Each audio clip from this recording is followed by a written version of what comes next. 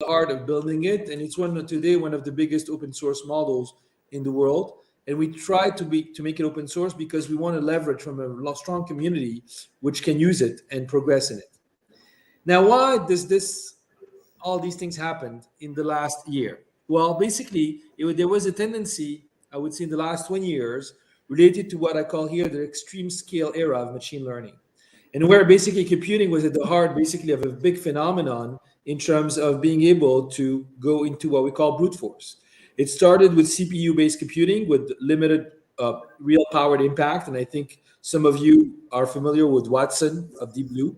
Then to things related to GPU-based computing, where you had basically the AlphaGo, if you are all familiar with that, of DeepMind, in basically playing that kind of game. And recently, in the last years, we've been in the era of supercomputers. And today, there's a bunch of supercomputers which are being built around the world to run these super large models. And basically, that was the big trend in making those large models computable. The fact that they can be computable is very important because you need a kind of architecture which scales and on which you can find what we call a way to train those models within a reasonable time. So you need to find a way to parallelize basically the calculus. And these supercomputers, which are now being built in the world, are basically at the heart of making this training possible. I think an effort has to be done in Africa. I think you'll have some discussions today about what are maybe the kind of key messages that we need to push basically within the AI realm in Africa. But I think one thing which is missing is, of course, a consortium willing basically to make computing available in Africa for the different stakeholders that can be located somewhere or can be distributed. These are questions that we can be asked. But that, I think, would be a very good initiative coming from this conference that we're doing at the moment. The second thing also which was very important is, of course, also a key date in the machine learning or NLP community, and that key date is 2017. A lot of these large language models are based on what we call natural language, again, just like large language, natural language processing. And natural language processing was there for many years and was based on what we call statistical rules. These statistical rules are mostly about basically taking words and putting them in bag of words and looking at how similar they are. And this is basically how you classify basically the words. So a man is similar to basically a king, a queen, a woman. And basically these kind of correlation based are at the heart of the techniques that have been being used in speech recognition and all these techniques. Now, one of the problems that we had in implementing NLP, and the reason why it didn't scale so much, is that the classical people who are building these NLP concepts were looking at architecture to build them, which is normal because you need a hardware architecture, which are what we call recurrent neural network, LSTM, GRU. These kind of architectures have some drawbacks. The first one basically is that attention has to be to the rescue. It means that we cannot learn long dependencies. We fail in basically long sentences. And if you had basically the opportunity to use these tools, which are like ChatGPT in general, you can construct very long text, long sentences with a given prompt. The second thing also, which turned out to be also quite a disadvantage of the techniques we've been using, is that the training is mostly sequential. So sequential means you can do it only after you did something. So of course it takes a lot of time to train. And so basically they're not parallelizable. And in general, you have to know in research, good ideas are ideas which can scale. If you have in your life a good idea and the idea cannot scale and is not parallelizable, then it's not a good idea because it means that you can cope with a situation of only 2, 3, 4 parameters. And then when the number of parameters or the number of constraints explodes, then you're totally stuck. And of course, your solution fails. And in general, you need basically that as more the problem becomes complicated, the more you can be able to find a way to parallelize your system to be able to cope with that situation. And so before 2017, we were stuck with that. And 2017, a very nice paper was published by the team of Google, Google Research. And basically it was called Attention is All You Need. And by the way, today, within the community of people doing machine learning, you have a lot of talks which start with attention. Attention is what you have to do. And what the message about that paper is important is that they came up exactly with the solution of solving the two problems I had mentioned before, solving the problem of learning long dependencies and the parallelization. And for doing that, they came up with an architecture which is called the transformer architecture. And in fact, in the GPT, the T means transformer. The G means generative and P means pre-trained. And in fact, that kind of architecture, by being implemented, enables to solve the questions we were asking. So when we talk about LLM, what do we mean and how does it work? Well, LLM stands for large language models, and it's a type of machine learning model that uses natural language as an input and output.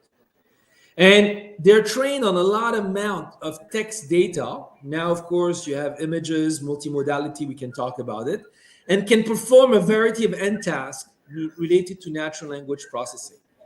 Compared to classical techniques where you optimize or you train your system to solve one use task or one use cases, these models are able to cope with a lot of different tasks at the same time, and they're also able to tackle unseen tasks. And these generalization capability is at the heart of what makes them extremely nice. So in general, what you have a text instruction, and the output is an answer. It could be a text, it could be an image, it could be a video, it could be a sound, whatever you want.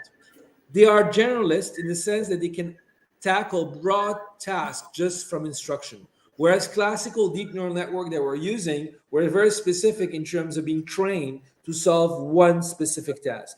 And we human in general, when we're trained, and this is how the machines work in multiplication, we're trained in addition, we are still able by combination to know how to solve, for example, division. And these machines are the same thing. When you train them to be good in multiplication, to be good in addition, quite remarkably, without having them been trained to do basically division, they will find a way to solve that case that we're talking about. And of course, their capabilities increases as the size scales. And as of today, they're one of the main business and research interests in machine learning. So, what does basically modeling a large language model mean? Okay. Well, in fact, it's quite easy, and I'm going to go a bit deeper in maybe a bit just one slide of maths, but I mean, there's nothing mathematical about it. But in general, what you want to do is generate the next word, the next sentence, the next image. And for doing that, it's based on probabilities. You will implement a system which will learn a conditional probability distribution. What do we mean by conditional probability distribution? Well, what you want to know is if I give you the sentence, the capital of the United Arab Emirates is Abu, you would like to know what's the next word X. And so what you want to know is what is the probability that X is equal to Dhabi, knowing that the capital of the United Arab Emirates is Abu. What is the probability that X is equal to Paris, knowing that the capital of the United Arab Emirates is Abu? And of course, if you get all those probabilities of all the different, I would say, next generated word, you will take the most likely, and then that's exactly the decision or wording that you'll get as an answer. Now, to do that, you will need to learn that conditional probability. So how you do it, it's what we call function approximation. You will do a projection of that function in a basis based on all the data that you have and learn in that basis the weights corresponding to that. So for people in the public who did a bit of maths, one way to learn a function is basically to project it as a polynomial and to do what we call a polynomial approximation. Okay, so you'll say P of x here is equal to a0 plus a1x plus a2x squared plus a3x cubed. And you will do a kind of approximation with the degree of a polynomial, which is the size of your model. And the coefficient is basically the parameters of your model. Learning them is easy because you will not need to minimize some kind of metric. And with all the data, you will be able to find those coefficients. Now, doing that is not a good technique because we don't know how we can learn quite rapidly this property distribution with this huge amount of data based on the polynomial approximation. It's better to have a hardware architecture which can do that because you already exhibit the hardware that does it, and have also a technique which can learn in a scaling manner and in a self-supervised manner. And so we go back to that paper that I was talking about. That paper exactly proposed basically the kind of architecture which can learn that distribution. And that architecture, as I told you, has the properties that we were looking for, and it's the transformer. And second, it's within the realm of AI, is self-supervised problem. And this is very important because if you had to label all the data that was you're getting, it would be impossible to do it. Now, of course, I won't go into detail. In general, the notion of word does not make sense because depending on the language, what is a word in a language? Okay, is it because it's just the least representation? We have another way of defining words in the language of large language model. These are called tokens. Okay, and you have a process of representing basically the language with tokens, and this is called tokenization. For example, in Arabic, you have alif. Alif can be written in a different manner. So you don't have one letter for the same. And so depending on the language that you do, you need to do something. But this is something else that I'm not going to go in detail, but just to understand that when we're talking about language, is also transposing that kind of classical text that you have into a sort of a least representation or at least an alphabet which represents what we're talking about. So the kind of things that we worked and I worked on these things dates back to basically 2021.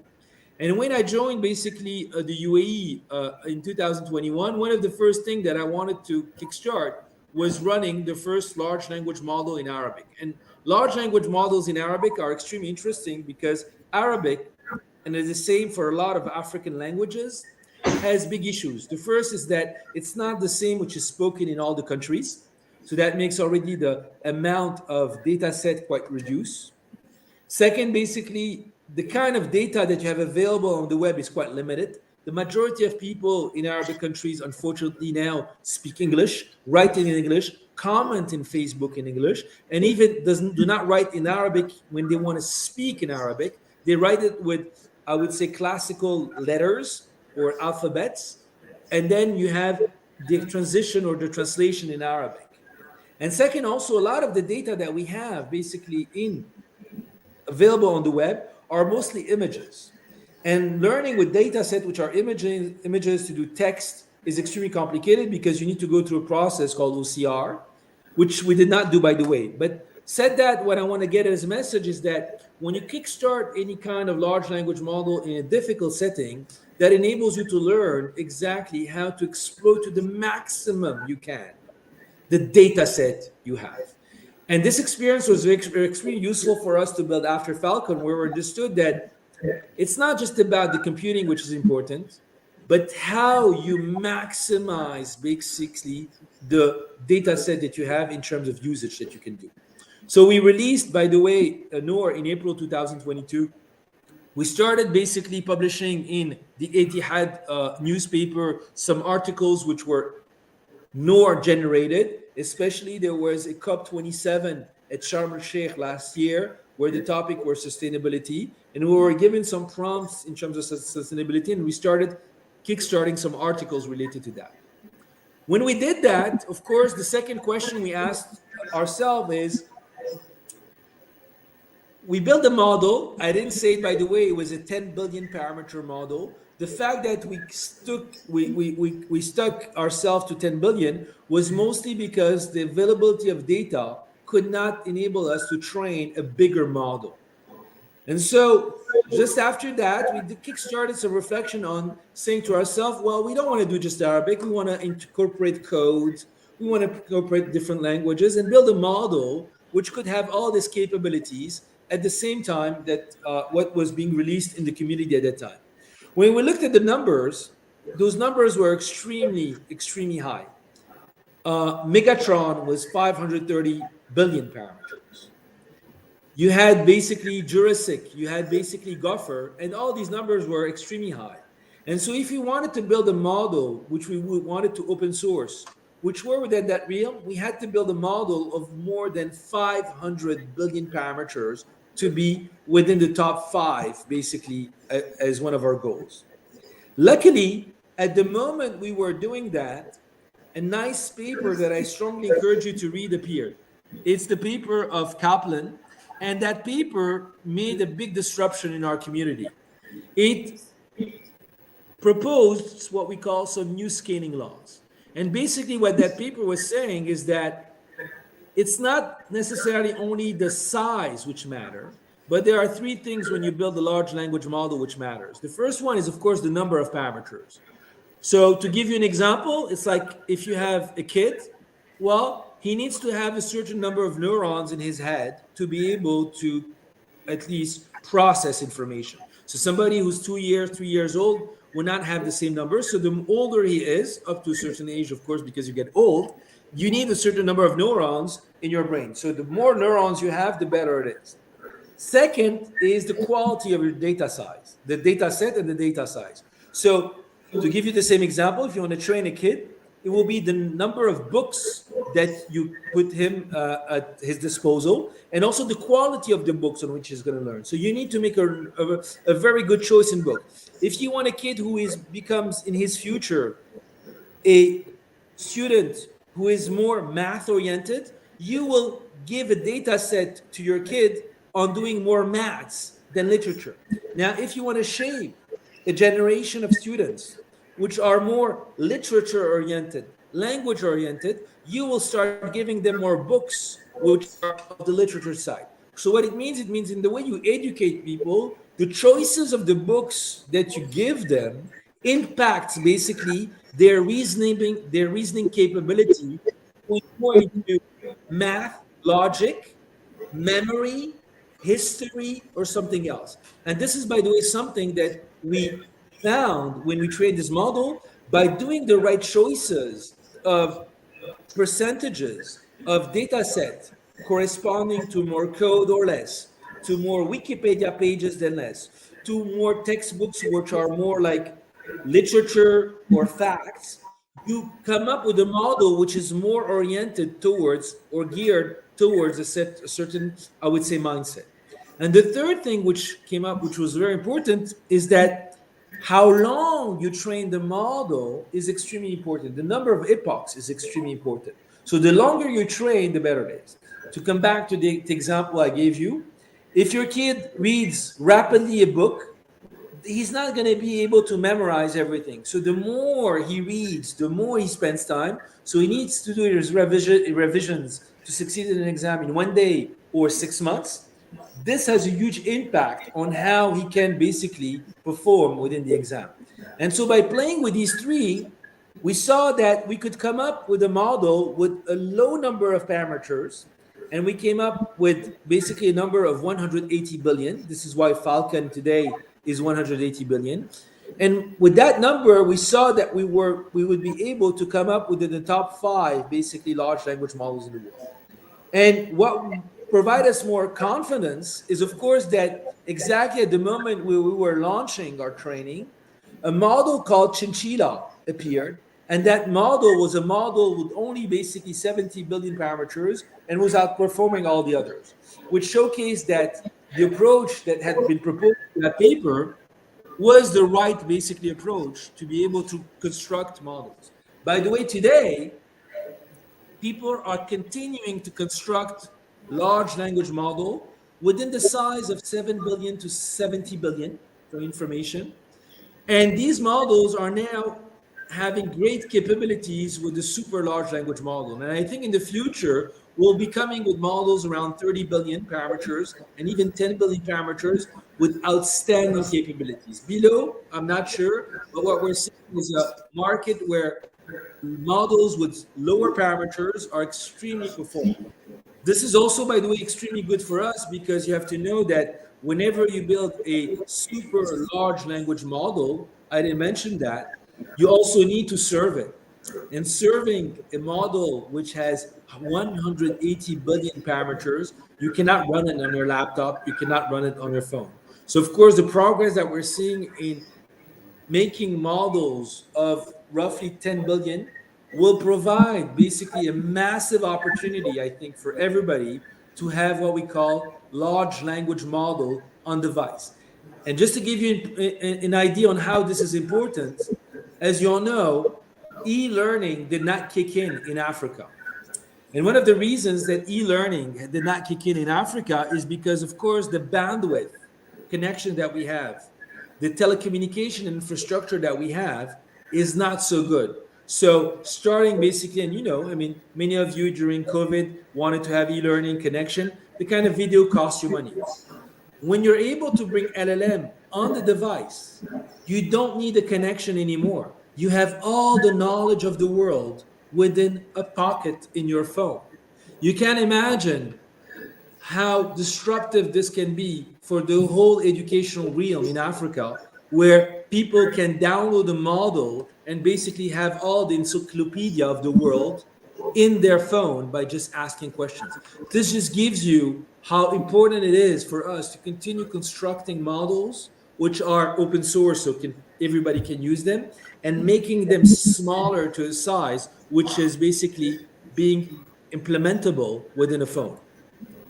So just two slides to tell you that, of course, on our work that we did, we released a first one, which is a 40 billion parameters. We released one, which was a 180 billion parameters. If you want more details on these models, they're open source. You can download them, and that's a good opportunity. Now, of course, I gave you a couple of examples related to education, and I have like 3 slides before I finish. Uh, these LLMs, of course, go beyond a lot of applications. And I think some of the colleagues were speaking about them. They go from what I call content creation, with things like image generation, video generation, voice generation, game design, to things like content creation and analysis with text summary, video summary, visual analytics, to things like task automation. And today, also, what's interesting is that we're seeing a couple of stakeholders. I should add Falcon here, by the way, which are providing what we call the operating systems of the Internet of Intelligence. My own gut is that there's going to be consolidation of the market where we're going to see only maybe 5 or 10 OSs which are going to be there, and a bunch of startups which are plugging their APIs and serving basically their customers through that. Now, something that is extremely important for you to understand is that building these models, there are some key considerations. I'll go roughly around them, but I think they're interesting for you. They go from the data that you need to consider, to the model architecture, to the pre-processing, to the fine-tuning, to the evaluation, to the deployment, to the explainability, to all the issues that we're seeing today on privacy and security about how you deploy this on premise, and also to the bias and toxicity that you need to take into account. So building an LLM, when you decide to start going in that journey, are a lot of processes that you need to take into account today. I'll finish to tell you that the challenge of doing that is at the heart of what we want to push today in Africa. It goes within 3 realms that I think are solvable. One is, of course, the computer resources, on which I think we need maybe all to share our own experiences, initiatives, and maybe come up with a common platform for that. The engineering complexity, where I think there's a lot of talent in Africa. To be honest, within the realm that I built, there were a lot of Africans which were at the heart of the Falcon, and you can see it also in other models on which a lot of diaspora basically has been at the heart of building this. And the last one, which is also at the heart of our own basically protection of our know-how and also basically culture, is the data sourcing. I finished now, and I hope it was interesting for you.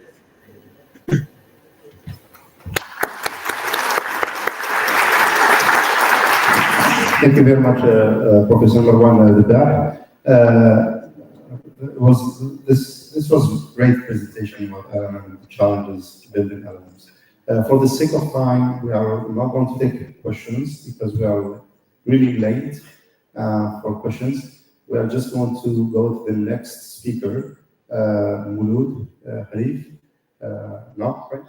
Okay, let's go. Thank you again, Marwan. Thank you all. Thank you. It was great.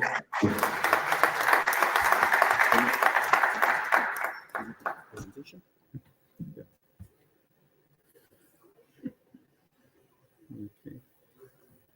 So Sofiane. Sofiane? We need Sofiane for his computer and the presentation here. Or just go. We do. I don't have another presentation. Les présentations. I'm on the Chauffe. I'm going to use the drive. It's on the drive. Second.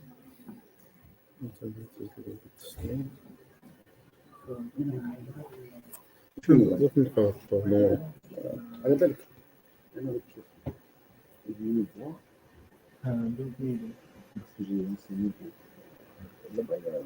Si j'utilise le micro, ça va faire peur. You're going to show the presentation? Il est fermé. Hein? We can take the presentation. Peter. Share. Movie. Assalamu alaikum. Shalakum. At the end of the day,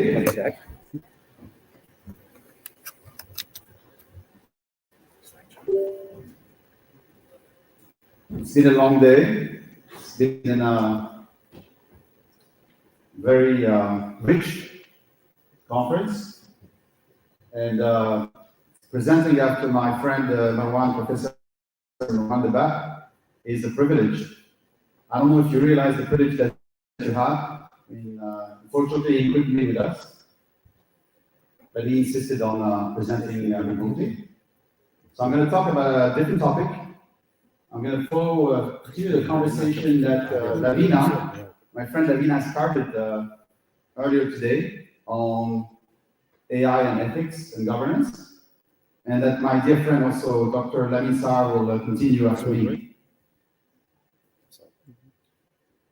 So I'm not an AI scientist. I'm not a data scientist, like Heikel said. Even though I have a technical background, so I'm an engineer. I even worked on AI as part of my master degree, and it was at a time where most of you were not born. I don't know if Morad was born at that time. I wasn't born for sure. You were not born. I wasn't. And it was a time, listen, Morad, you heard about the concept of AI winter? It was just before the AI winter. Yeah, like, I mean, the other one, I wouldn't be here, okay? Not the first one, the second AI winter.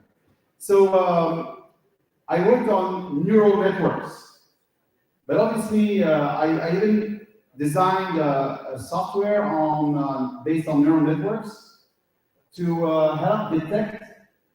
I was working at the research department of Renault, the French car company, and the software was to detect spark failures. You know, the car spark failure. So obviously we didn't have the algorithms that we have today and the computing power that we had, and that explains why shortly after that the AI winter, the second AI winter started. So let's talk about policy and governance. A little bit about myself. So again, summarizing 30 plus years of work experience is not that easy. So I've done different things in my life. These are a few of the organizations that I was connected with. The past few years, I've been working mostly on digital policy, digital strategy. I am connected with the Center for AI and Digital Policy. It's a policy and research think tank based in Washington, D.C. And I'm also a consultant, an advisor, and a lecturer. What is this?